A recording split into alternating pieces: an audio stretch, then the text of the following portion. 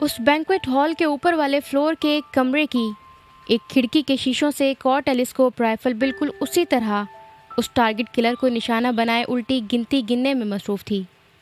वो चौथा फ्लोर था और वो कमरा उस फ्लोर के स्टोर रूम्स में से एक था जहाँ पर सफाई सुथराई और उसी तरह का सामान ट्रॉलियों में भरा पड़ा था। जिन लोगों ने उस बैंक्वेट हॉल में उस मेहमान के लिए उस पेशा वराना कातिल का इंतखाब किया था, उन्हीं लोगों ने उस कातिल के लिए उस शख्स का इंतखाब किया था और उस जगह का भी जहाँ वो 40 साला राइफ़ल के ट्रिगर पर उंगली रखे आंखें उस टारगेट किलर पर लगाए बैठा था। उसने उस कमरे को अंदर से लॉक कर रखा था। वो एक ट्रॉली धकेलता हुआ उस कमरे में सुबह के वक्त आया था जब उस फ्लोर के कमरों की सफाई हो रही थी, और फिर वो अपनी ट्रॉली को अंदर रख कर बाहर जाने के बजाय खुद भी अंदर ही रह गया था। वक्तन फ़वक्तन कुछ और भी ट्रॉलियाँ लाने वाले अंदर आते और जाते रहे थे और उसके साथ हेलो हाय का तबादला भी करते रहे थे, मगर किसी को भी उस पर शुबा नहीं हुआ था।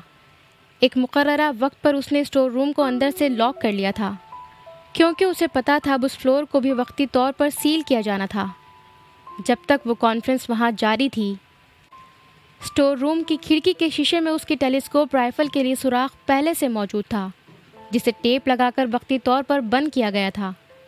उसने टेप हटाने से पहले एक दूसरी टेलीस्कोप से सड़क के पास उस इमारत की खिड़की को देखकर वक्त का अंदाज़ा लगाया। अभी बहुत वक्त था और उसकी खिड़की से उस पेशावर कातिल की खिड़की का मंजर बेहद ज़बरदस्त था। वो पहला फायर मिस भी कर जाता तो भी कातिल उसकी रेंज में रहता। भागते हुए भी, खिड़की से हटने की कोशिश के दौरान भी उन्होंने जैसे उसके लिए हलवा बना दिया था। उसे यकीन था उस खिड़की में घात लगाने के बाद उस पेशावर कातिल ने उस होटल के ऊपर नीचे के हर फ्लोर की खिड़कियों को अपनी टेलीस्कोप राइफ़ल से एक बार जैसे खोजा होगा।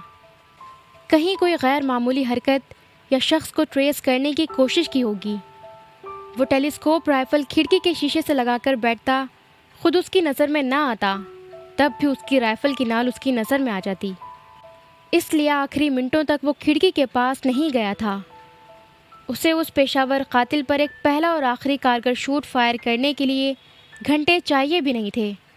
वो बेहद करीबी रेंज में था और अब बिल्कुल आखिरी लम्हों में उसने बिलाखिर राइफ़ल को उस सुराख में टिकाया था। उसे उस पेशावर कातिल को उस वक्त मारना था जब वो फायर कर चुका होता। उस मेहमान को सिर्फ मारना ज़रूरी नहीं था, बल्कि उस साजिश के सारे सबूत मिटाए जाने भी ज़रूरी थे। घड़ी की सुइयां जैसे भागती जा रही थीं, टिक टिक करते। दो उंगलियां दो ट्रिगर्स पर अपना दबाव बढ़ाती जा रही थीं। लिफ्ट का दरवाज़ा खुला। सालार ने अपनी घड़ी देखी। उसके दो सिक्योरिटी गार्ड्स उससे पहले लिफ्ट से निकल गए थे। उसका बाकी अमला उसके लिफ्ट से निकलने के बाद पीछे लपका था। कॉरिडोर में तेज़ कदमों से चलते वो इस्तकबाल करने वाले ऑफिशियल से मिला था। उसने घड़ी एक बार फिर देखी थी। हमेशा की तरह वो वक्त पर पहुंचा था और चंद सेकंड्स के बाद वो बैंक्वेट हॉल में दाखिल हो जाता। वहाँ जो होने वाला था वो उस सब से बेखबर था।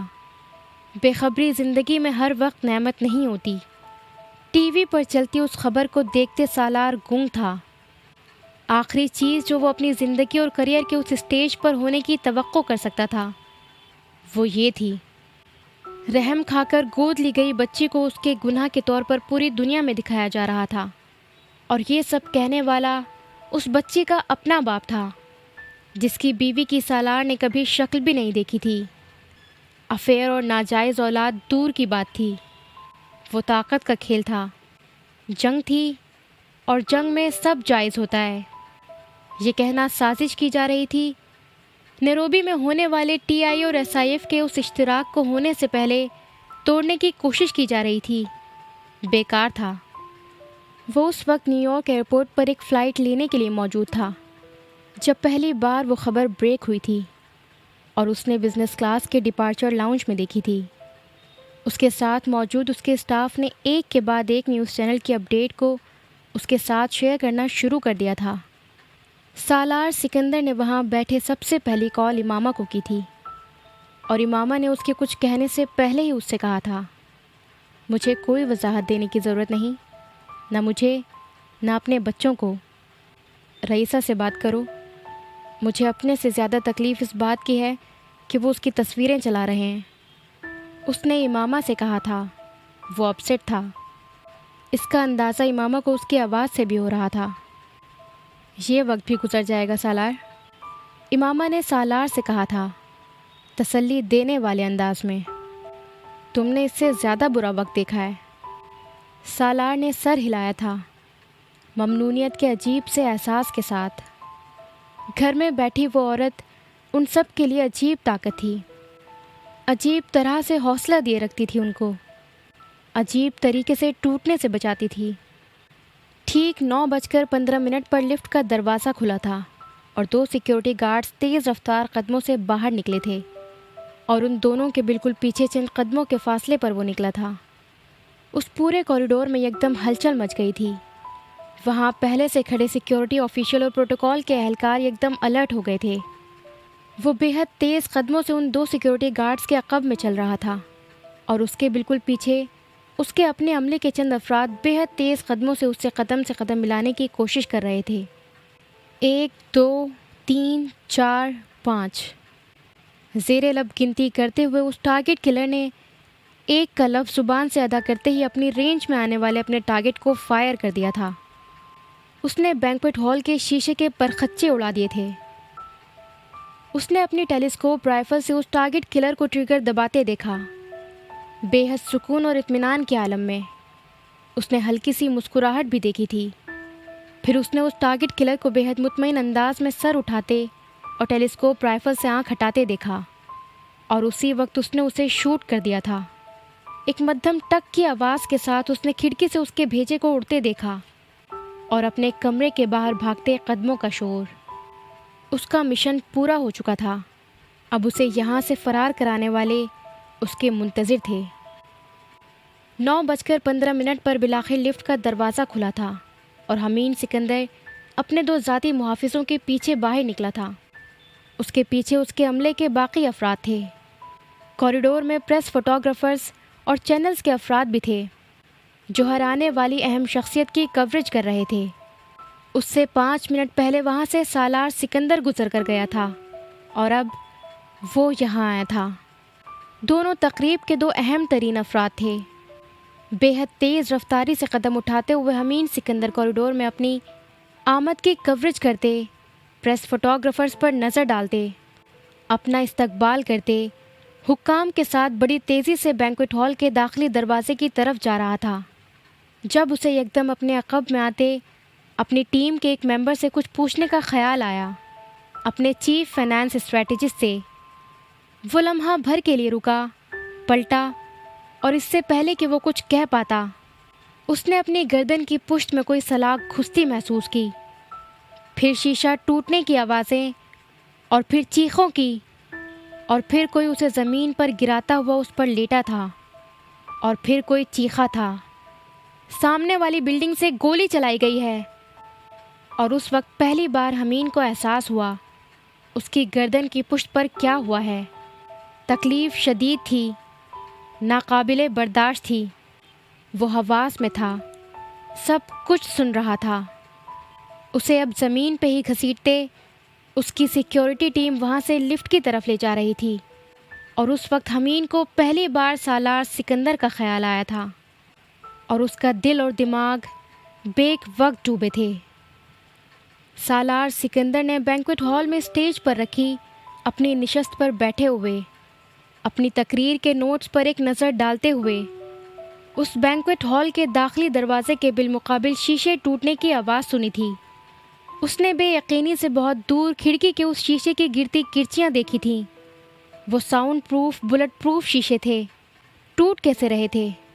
ایک لمحے کے لیے اس نے سوچا تھا اور پھر اس نے ہال کے عقبی حصے اور باہر کوریڈور میں شور سنا تھا. اور اس سے پہلے وہ کچھ سمجھ سکتا اس سمیت اسٹیج پر بیٹھے ہوئے لوگوں کو سیکیورٹی گارڈز کور کرتے ہوئے اسٹیج کے عقب میں کھینچتے ہوئے فرش پر لیٹنے کا کہہ رہے تھے. ہال میں اب شور تھا.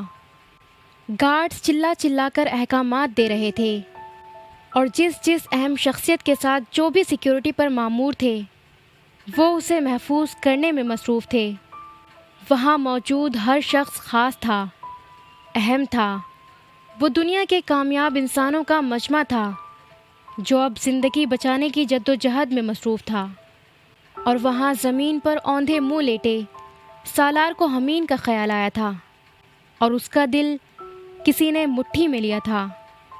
ہال میں اس کے بعد حمین سکندر کو داخل ہونا تھا اور وہ نہیں آیا تھا۔ تو کیا یہ حملہ اس پر؟ وہ سوچ نہیں سکا اور زمین سے اٹھ گیا۔ گارڈز نے اسے روکنے کی کوشش کی۔ اس نے انہیں دھکا دیا اور چلایا، دور ہٹو۔ وہ اس کے پیچھے لپکے تھے۔ وہ زمین پر لیٹے لوگوں کو پھلانگتا گارڈ سے ٹکراتا داخلی دروازے تک آ گیا تھا جو اس وقت سیکیورٹی حکام سے بھرا ہوا تھا، اور اس ہجوم میں بھی اس نے ریسیپشن رنر کے ساتھ سفید ماربل کے فرش پر خون کے نشانات دیکھے تھے جو پورے فرش پر لفٹ تک گئے تھے۔ کس کو گولی لگی ہے؟ اس نے اپنے سر دھوتے وجود کے ساتھ وہاں ایک سیکیورٹی آفیشل کا کندھا پکڑ کر پوچھا۔ حمین سکندر۔ سالار کے قدموں سے جان نکل گئی تھی۔ وہ لڑکھڑایا تھا۔ ان دونوں سیکیورٹی گارڈز نے اسے سنبھالا۔ کیا وہ زندہ ہے؟ اس نے اس سیکیورٹی اہلکار سے دوبارہ پوچھا۔ جواب نہیں آیا۔ امامہ اس ہوٹل کے 7ویں فلور پر سالار سکندر کے کمرے میں تھی۔ وہ ایک سوٹ تھا اور ان کے برابر کے کمرے میں حمین رہ رہا تھا۔ امریکہ شفٹ ہو جانے کے بعد امامہ سالار کے ہر سفر میں اس کے ساتھ جا رہی تھی۔ اس سفر میں حمین بھی ان کے ساتھ تھا۔ وہ اسی کے ذاتی طیارے پر آئے تھے۔ وہ افریقہ 2 دہائیوں سے بھی زیادہ عرصے کے بعد آئی تھی اور اس بار وہ کانگو بھی جانا چاہتے تھے اپنی پرانی یادیں تازہ کرنے کے لیے۔ ان تینوں نے کچھ دیر پہلے اکٹھے ہی کمرے میں ناشتہ کیا تھا۔ اس کانفرنس کے بعد وہ سہ پہر کو کنشاسا جانے والے تھے اور امامہ اس وقت اپنی پیکنگ میں مصروف تھی۔ وہ کچھ ہی دیر پہلے اس سوٹ میں اپنے اور حمین کے بیڈ روم کا درمیانی دروازہ کھول کر اس کا سامان بھی پیک کرائی تھی۔ اپنے بیگ کی زپ بند کرتے ہوئے اس نے اپنے کمرے کے دروازے پر زوردار دستک سنی تھی۔ وہ بری طرح ہڑبڑائی۔ پھر اس نے جا کر دروازہ کھولا۔ پورا کوریڈور سیکیورٹی حکام سے بھرا ہوا تھا اور گارڈز تقریباً ہر کمرے کے دروازے پر تھے۔ آپ ٹھیک ہیں؟ ان میں سے ایک نے پوچھا۔ ہاں، کیوں؟ اس نے حیرانی سے کہا۔ وہ دونوں بڑی تہذیب سے اسے ہٹاتے ہوئے اندر چلے آئے تھے اور انہوں نے اندر آتے ہی کھڑکی کے کھلے ہوئے بلائنڈز بند کیے۔ پھر ان میں سے ایک حمین کے کمرے کا دروازہ کھول کر اندر چلا گیا اور کچھ دیر بعد لوٹا۔ کیا بات ہے؟ امامہ اب شدید تشویش کا شکار ہوئی تھی۔ ایک ایمرجنسی ہو گئی ہے، آپ کمرے سے باہر مت نکلیں۔ اگر کچھ مسئلہ ہو تو ہمیں بتا دیں، ان میں سے ایک کہہ رہا تھا۔ دوسرا اس کا باتھ روم اور وارڈروب برق رفتاری سے چیک کرایا تھا۔ وہ جس تیز رفتاری سے آئے تھے اسی تیز رفتاری سے باہر نکل گئے تھے۔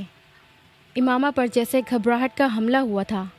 وہ سالار اور حمین کو اس وقت فون نہیں کر سکتی تھی کیونکہ فون سروس اس وقت کام نہیں کر رہی تھی، مگر اس نے ٹی وی آن کر لیا تھا جہاں پر مقامی اور بین الاقوامی چینلز اس کانفرنس کی براہ راست کوریج کرنے میں مصروف تھے۔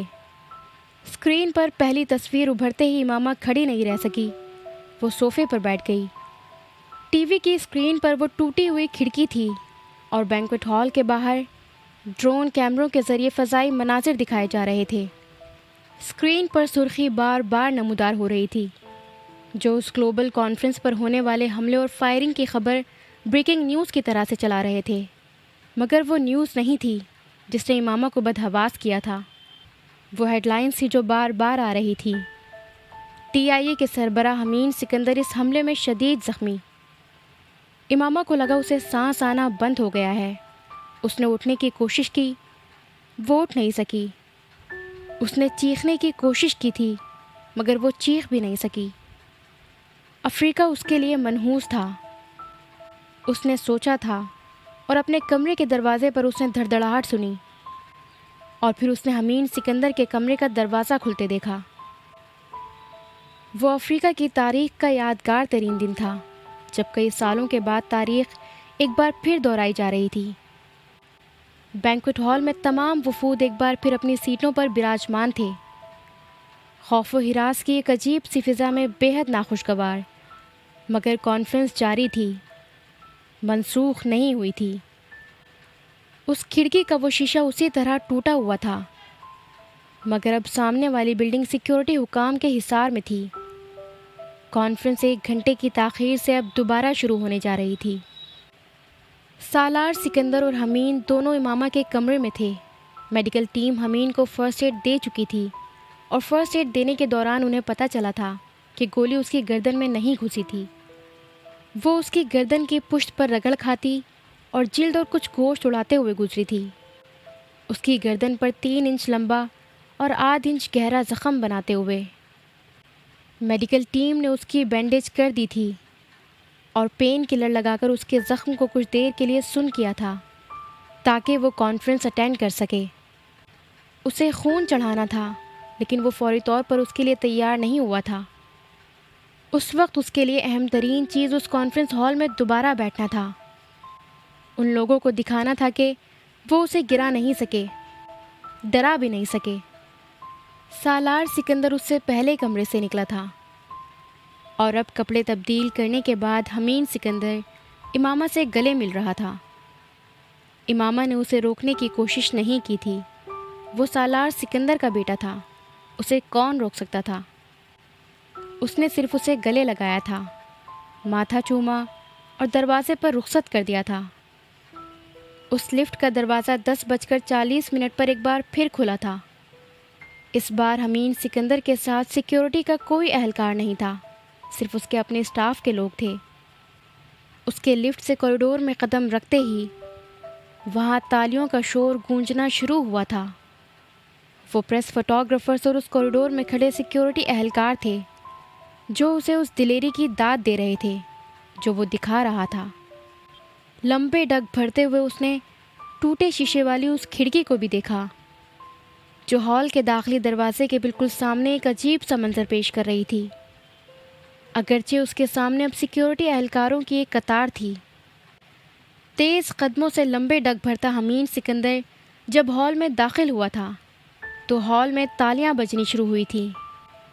پھر وہاں بیٹھے وفود اپنی اپنی سیٹوں سے کھڑے ہو گئے تھے۔ حمین سکندر مسکراتا سر کے اشارے سے ان تالیوں کا جواب دیتا اسٹیج کی طرف بڑھ رہا تھا۔ اسٹیج پر بیٹھے ہوئے لوگ آہستہ آہستہ کھڑے ہونا شروع ہوئے تھے، اور پھر حمین نے سالار سکندر کو کھڑے ہوتے دیکھا تھا۔ حمین چلتے چلتے رک گیا تھا۔ وہ اس کے باپ کی طرف سے اس کی تعظیم تھی جو اسے پہلی بار دی گئی تھی۔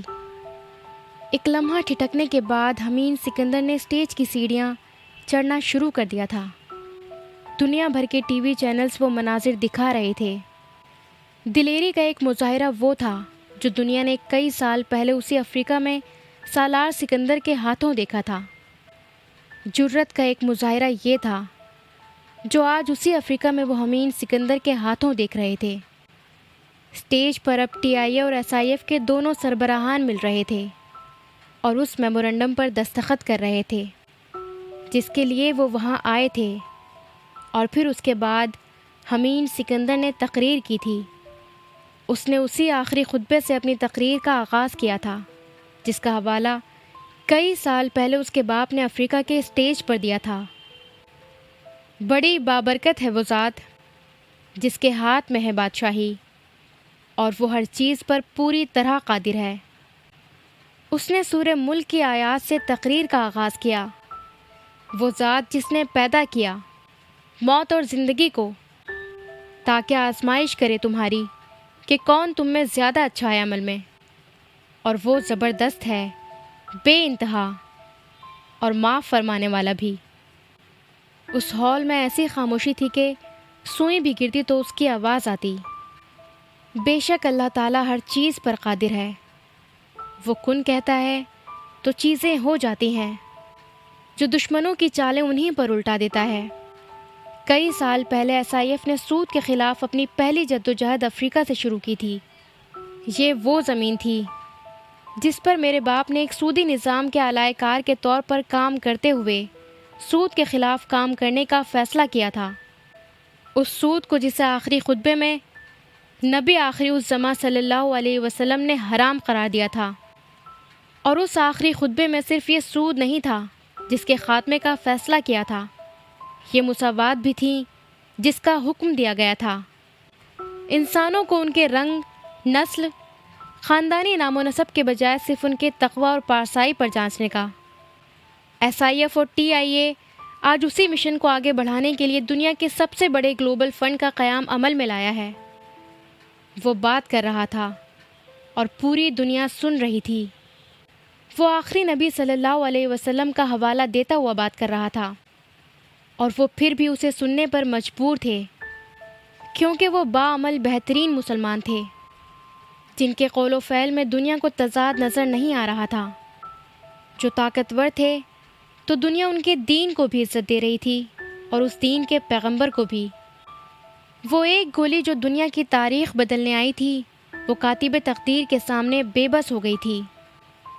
تاریخ ویسے ہی لکھی جا رہی تھی جیسے اللہ تعالیٰ چاہتا تھا، اور وہی لکھ رہے تھے جن کو اللہ نے منتخب کیا تھا۔ بے شک طاقت کا سرچشمہ اللہ ہی کی ذات ہے، جس کی محبت وہ آب حیات ہے جو زندگی کو دوام بخشتا ہے اس دنیا سے اگلی دنیا تک۔ رئیسہ سالار صرف ایک سوال کا جواب چاہتی تھی اپنے باپ سے، صرف ایک چھوٹے سے سوال کا، کہ اس نے اس کی فیملی کو کیوں مار ڈالا تھا، اور اگر انہیں مار ڈالا تھا تو اسے کیوں چھوڑ دیا تھا، یا اس کی زندگی اس کے باپ کی چوک کا نتیجہ تھی۔ سوالات کا ایک انبار تھا جو وہ اس سے کرنا چاہتی تھی۔ اس نے ویٹنگ ایریا میں بیٹھے اپنی سلگتی آنکھوں کو ایک بار پھر مسلا۔ وہ پتہ نہیں کتنی راتوں سے سو نہیں پائی تھی۔ ایک بھیانک خواب تھا پچھلے 2 ہفتے، جس میں اسے پہلی بار میڈیا سے پتہ چلا تھا کہ اس کا باپ کون تھا، وہ کون تھی، کہاں سے تھی۔ وہ سالار سکندر اور امامہ ہاشم کی بیٹی نہیں تھی، وہ یہ جانتی تھی، لیکن اسے ہمیشہ یہی بتایا گیا تھا کہ وہ سالار کے ایک دوست کی بیٹی تھی جو ایک حادثے میں اپنی بیوی سمیت ہلاک ہو گیا تھا، اور پھر سالار نے اسے اڈاپٹ کر لیا۔ مگر اب اس کی زندگی میں اچانک فرید آ گیا تھا، جسے ٹی وی دیکھتے ہوئے بھی اس کا ذہن اس سے کسی بھی رشتے سے انکاری تھا، مگر اس سے کوئی فرق نہیں پڑتا تھا۔ وہ حقیقت کو جھٹلا نہیں سکتی تھی۔ وہ سب اس بھونچال میں اس کے پاس آ گئے تھے، حمین، جبرائیل، عنایہ، امامہ، سالار اور ہشام بھی، اسے یہ بتانے کہ انہیں کوئی فرق نہیں پڑتا تھا کہ وہ کون تھی، کیا تھی۔ وہ ان کے لیے رئیسہ تھی، وہی پہلے والی رئیسہ۔ وہ ان سب کی شکر گزار تھی، ممنون تھی، احسان مند تھی، اور اس نے ان سب کو یہ احساس دلا دیا تھا کہ وہ بالکل ٹھیک تھی، مگر وہ ٹھیک نہیں تھی۔ اندر ہونے والی توڑ پھوڑ بے حد تھی، اس لیے بھی کہ وہ اس خاندان کی ذلت اور رسوائی کا سبب بن رہی تھی جنہوں نے اس پر رحم کھاتے ہوئے اس کو پالا تھا۔ اسے ایک لہجہ بھر کے لیے بھی سالار سکندر پر اپنے باپ کے لگائے ہوئے الزامات کے جھوٹا ہونے میں کوئی شک نہیں ہوا تھا، اور اس کے یہاں آنے کی وجہ بھی وہی الزامات بنے تھے۔ وہ کسی کو بتائے بغیر صرف اپنے تعلقات کو استعمال کرتے ہوئے یہاں تک آنے میں کامیاب ہوئی تھی، اپنے خاندان کو بے خبر رکھتے ہوئے۔ غلام فرید جیل کے ایک اہلکار کے ساتھ اس کمرے میں داخل ہوا تھا جہاں وہ بیٹھی ہوئی تھی۔ دونوں نے خاموشی سے ایک دوسرے کو دیکھا، پھر وہ جیل اہلکار وہاں سے چلا گیا تھا۔ غلام فرید کچھ نروس انداز میں اسے دیکھ رہا تھا۔ وہ کئی لمحے اسے دیکھتی رہی، پھر اس نے مدھم آواز میں کہا، آپ نے مجھے پہچانا؟ نہیں۔ ایک لہجہ کی تاخیر کے بعد فرید نے کہا، میں آپ کی سب سے چھوٹی بیٹی ہوں جسے مارنا بھول گئے تھے آپ۔ وہ طنز نہیں، تعارف تھا، اور اس کے علاوہ اپنا تعارف کسی اور طرح سے نہیں کروا سکتی تھی وہ۔ چنی؟ بہت دیر سے غلام فرید اس کا چہرہ دیکھتے رہنے کے بعد بے ساختہ بڑبڑایا تھا۔ رئیسہ نے ہونٹ بھینچ لیے، اس کی آنکھیں پانی سے بھر گئی تھیں۔ اس کے باپ نے اسے پہچان لیا تھا۔ وہ اب اس کا وہ نام یاد کرنے کی کوشش کر رہا تھا جو اس نے لکھوایا تھا، پر یاد نہیں کر سکا۔ اس نے چنی کو ایک بار پھر دیکھا، بغور دیکھا۔ وہ میم صاحب لگ رہی تھی، اپنی سانولی رنگت کے باوجود۔ اس کی بیٹی تو نہیں لگ رہی تھی۔ وہ جانتا تھا اس کی آخری اولاد کی پرورش سالار سکندر نے کی تھی۔ یہ اسے لوگوں نے بتایا تھا، جو بار بار اسے بہت کچھ یاد کروانے اور بار بار دہرانے کے لیے آتے تھے۔ اسے چنی کو دیکھ کر اپنی بیوی یاد آئی تھی۔ نیلی جینس اور سفید شرٹ میں بال ایک جوڑے کی شکل میں لپیٹے، گلاسز آنکھوں پر لگائے، گلے میں ایک باریک چین میں لٹکتا اللہ کے نام کا لاکٹ پہنے، کلائی میں ایک قیمتی گھڑی پہنے، اس کے سامنے ایک کرسی پر ٹانگ رکھے۔ چنی نے اسے اس کی بیوی، جو چنی کی ماں تھی، اس کی یاد دلائی تھی۔ اس کے نین نقش ویسے ہی تھے، سارے حلیے میں صرف نین نقش ہی تھے جو وہ پہچان پایا تھا، اور نہ وہ بیمار رہنے والی لاغر، کمزور اور ہر وقت روتی ہوئی چنی ایسے کیسے بن گئی تھی کہ اس کے سامنے بیٹھے غلام فرید کو اس کے سامنے اپنا وجود کمتر لگنے لگا تھا۔ پر پتہ نہیں اپنی ایک بچ جانے والی اولاد کو ایسے اچھے حلیے میں دیکھتے ہوئے غلام فرید کو ایک عجیب سی خوشی بھی ہوئی تھی۔ وہ اس لمحے بھول گیا تھا کہ وہ اپنی اس اولاد پر ناجائز اولاد کا لیبل لگا رہا تھا۔ برسوں بعد اس نے کوئی اپنا دیکھا تھا، اور اپنا دیکھ کر وہ پھر بھول گیا۔ ایک لفافے میں موجود کچھ کھانے پینے کی چیزیں اس نے باپ کی طرف بڑھاتے ہوئے کہا، یہ میں آپ کے لیے لائی تھی۔ غلام فرید نے عجیب حیرت سے اس لفافے کو دیکھا اور پھر کانپتے ہوئے ہاتھوں سے اسے تھام لیا۔ وہ سارے سوالات جو وہ غلام فرید سے کرنا چاہتی تھی ایک دم توڑتے چلے گئے تھے۔ وہ نحیف و نزار شخص جو اس کے سامنے اپنی زندگی کی آخری سیڑھی پر کھڑا تھا، اس سے وہ سوال جواب کرنا بیکار تھا۔ اسے اس پر ترس آ گیا تھا۔ وہ اسے اب کسی کٹہرے میں کھڑا نہیں کرنا چاہتی تھی۔ غلام فرید نے گلاسز اتار کر اپنی آنکھیں صاف کرتی ہوئی اس لڑکی کو دیکھا جس نے کچھ دیر پہلے اس سے اپنا تعارف کرایا تھا۔ تم پڑھتی ہو؟ غلام فرید نے پوچھا، عجیب سے انداز میں۔ رئیسہ نے سر اٹھا کر غلام فرید کا چہرہ دیکھا، پھر سر ہلایا۔ غلام فرید کا چہرہ چمکا۔ زیادہ پڑھنا۔ رئیسہ کی آنکھوں میں نمی پھر اتری۔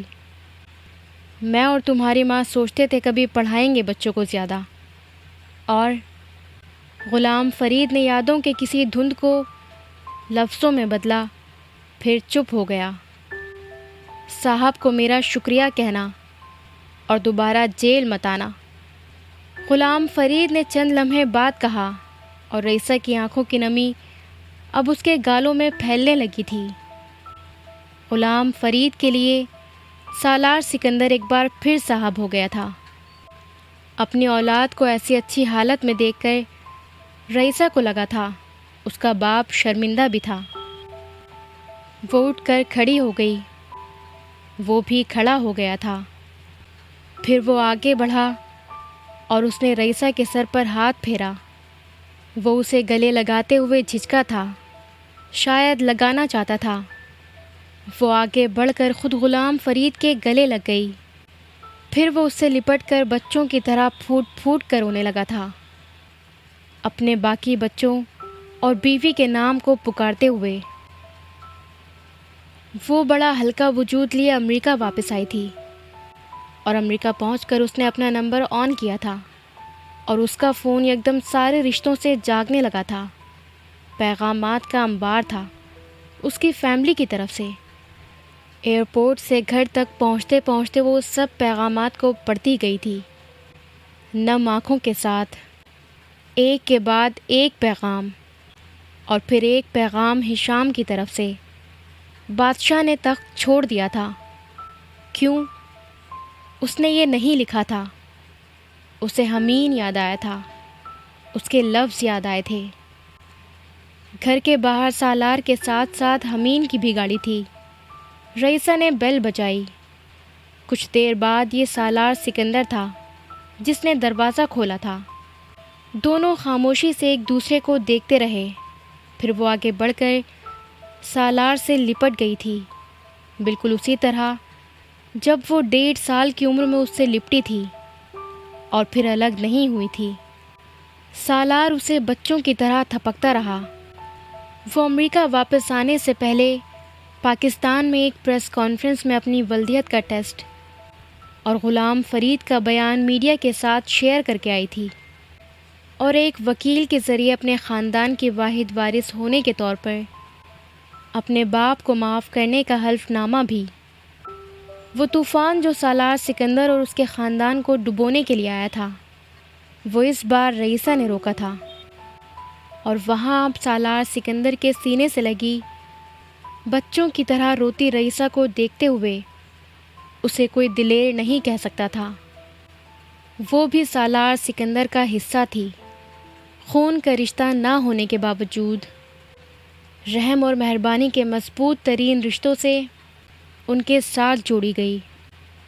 اپنے نام کے ساتھ سالار کا نام استعمال کرتے ہوئے بھی وہ اپنے باپ کے نام سے واقف تھی، مگر وہ باپ جیل میں سزائے موت کا ایک قیدی تھا، سالار کا دوست نہیں۔ وہ اس سے واقف نہیں تھی، اور اس واقفیت کے بعد اسے اس خاندان کی قدر و قیمت کا اندازہ ہو گیا تھا جو اس کا تعارف تھا۔ میں نے تمہیں رونا تو کبھی نہیں سکھایا رئیسہ، نہ ہی رونے کے لیے تمہاری پرورش کی ہے، سالار نے اسے خود سے الگ کرتے ہوئے کہا۔ وہ اب اپنے آنسوؤں پر قابو پا رہی تھی، اور اس نے سالار کے عقب میں کھلے دروازے سے حمین اور امامہ دونوں کو دیکھا تھا۔ آخری بار روئی ہوں بابا، اس نے گیلی آنکھوں کے ساتھ مسکراتے ہوئے کہنے کی کوشش کی، اور اس کی آواز پھر بھرا گئی تھی۔ وہ خانہ کعبہ کے سامنے کھڑا تھا، اور وہاں مقام ملتزم کے سامنے کھڑا تھا۔ کتنی بار وہ یہاں آیا تھا اور کتنی بار یہاں آ کر کھڑا ہوا تھا، اسے اب گنتی بھی بھول چکی تھی، لیکن ہر بار کی طرح اس بار بھی وہ وہاں اسی حالت میں کھڑا تھا، ہیبت کے عالم میں، عجز کی کیفیت میں۔ دنیا کی کوئی جگہ سالار سکندر کو مٹی نہیں کرتی تھی، صرف وہ جگہ تھی جو اسے خاک بنا دیتی تھی، اور وہ خاک بننے ہی وہاں آتا تھا، ہر بار اپنی اوقات جاننے اور اس کی یاد دہانی کے لیے۔ ہر بار جب دنیا اسے کسی چوٹی پر بٹھاتی تھی تو وہ اپنے فخر اور تکبر کو دفنانے یہاں آتا تھا۔ آج بھی آیا تھا، بلکہ بلایا گیا تھا۔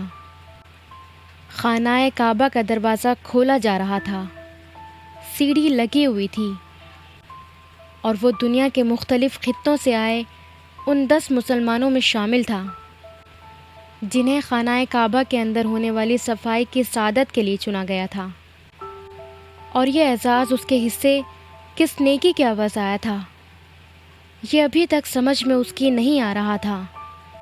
کرم تو اس پر اللہ کا ہمیشہ رہا تھا، لیکن اس کے باوجود وہ اپنے نامہ اعمال میں ایسی کوئی نیکی کھوج رہا تھا جو ایسے کرم کا باعث بنتی۔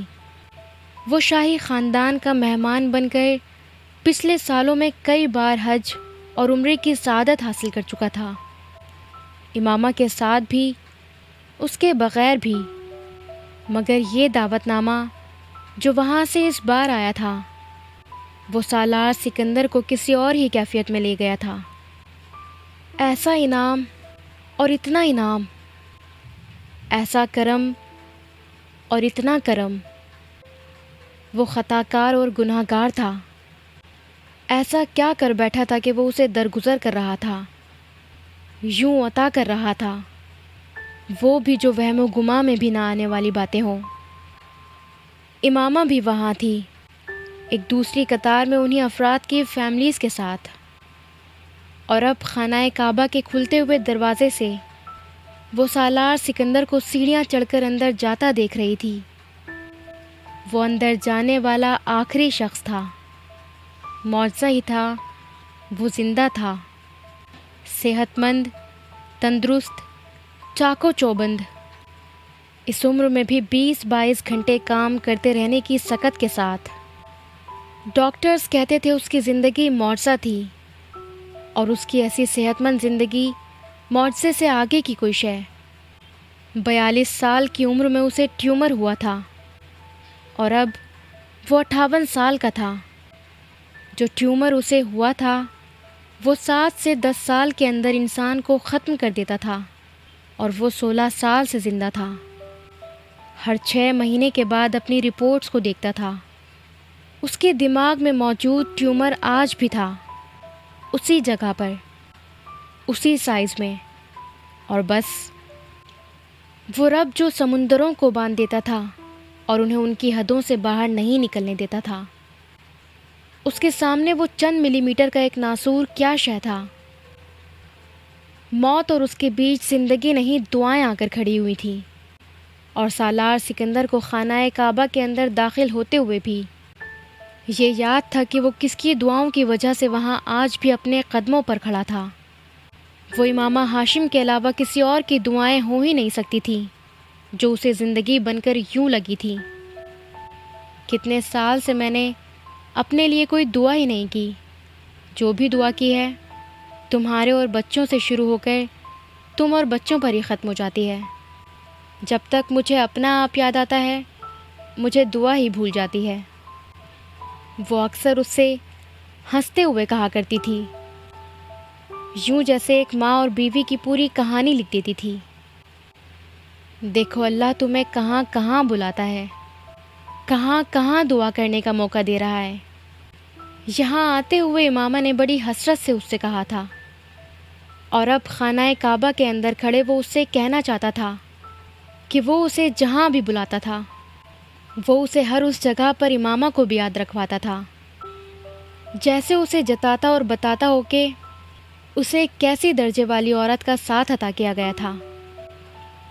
اس گھر کے اندر کی دنیا اور دنیا تھی، اس کائنات کا حصہ ہوتے ہوئے بھی وہاں کروڑوں نہیں آئے تھے، لاکھوں بھی نہیں، ہزاروں بھی نہیں، بس ہر صدی میں چند سو، اور ایک وہ صدی تھی جب وہاں پیغمبر صلی اللہ علیہ وسلم آئے تھے۔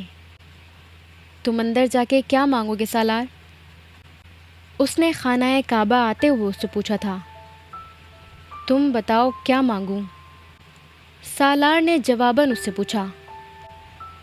پتہ نہیں، کچھ سمجھ میں ہی نہیں آ رہا۔ وہ رونے لگی، اور اس دعوت نامے کو دیکھنے کے بعد بار بار یہی ہو رہا تھا۔ وہ بار بار بات کرتے ہوئے رونے لگتی تھی، جیسے دل بھر آتا ہو، جیسے خوشی کی حد ختم ہو جاتی ہو۔ تم سارے ستونوں کو ہاتھ لگا کر آنا، ساری دیواروں کو، ان کو نبی پاک صلی اللہ علیہ وسلم نے بھی چھوا ہوگا، کسی نہ کسی کو۔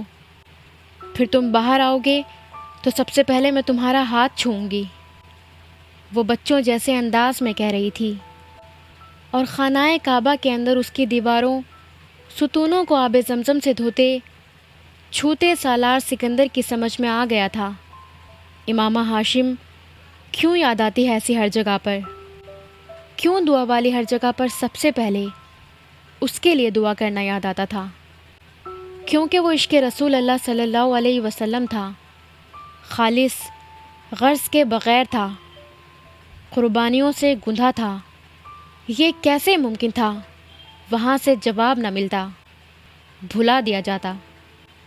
وہاں اندر کھڑے سالار سکندر کو اپنی شادی سے پہلے کا وہ خواب یاد آیا تھا، اور بالکل اسی وقت باہر حرم کے صحن میں کھڑی امامہ کو بھی وہی خواب یاد آیا تھا، خانہ کعبہ کا وہ کھلتا دروازہ جس سے اس نے آج سالار کو اندر جاتے دیکھا تھا، اور تب اس خواب میں اس کھلتے ہوئے دروازے کے اندر وہ جھانک بھی نہیں سکی تھی۔ آدم اور حوا کا وہ سفر وہیں سے شروع ہوا تھا اور اسی دائرے میں گردش کرتا آ رہا تھا۔ وہ کل بھی بخشش اور نعمتوں کے طلبگار تھے، آج بھی اسی طرح ہاتھ پھیلائے کھڑے تھے۔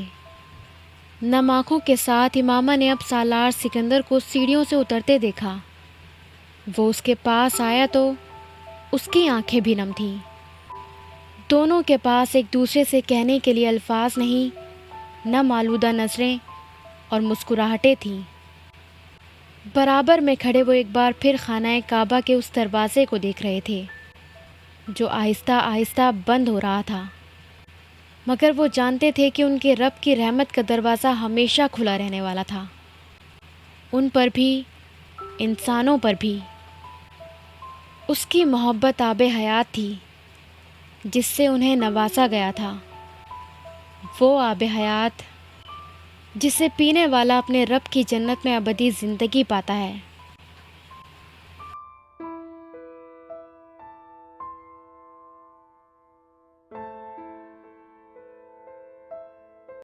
ہمارے چینل کو سبسکرائب کریں، پسند آئے تو لائک کریں اور اپنے دوستوں کے ساتھ شیئر کرنا نہ بھولیں۔ Bye bye.